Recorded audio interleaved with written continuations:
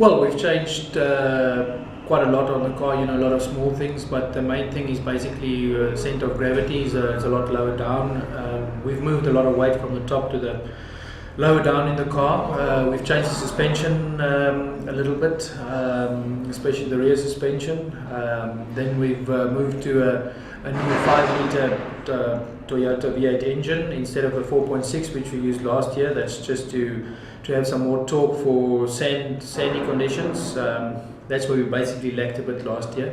So all in all, there's quite a few improvements. The other cars have also got to use standard production engines now, which they didn't use last year. They still use prototype engines, so their power will come down a little bit.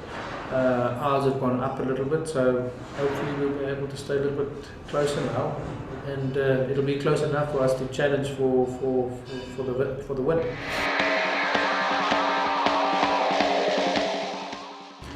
Well, I mean, the challenge is the same. It's still just as difficult in South America as in North Africa. The main difference is the altitude, which we've got in South America, which makes it maybe a little bit more challenging, for man and machine.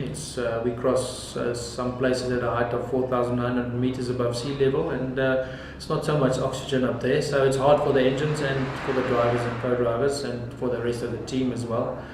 But there's lots of sand. There's big dunes in South America. Africa, you probably got a little bit more wide open spaces and things like that. But I would say South America is just as good a challenge. And the other big difference there is that we have 5 million people physically standing next to the route following the race. That is tremendous. So that the atmosphere is nicer there because you have that amount of people following the race. So from that point of view, it's very good, and it's very exciting to race. You can't really say it's the dunes or it's the gravel roads or the altitude.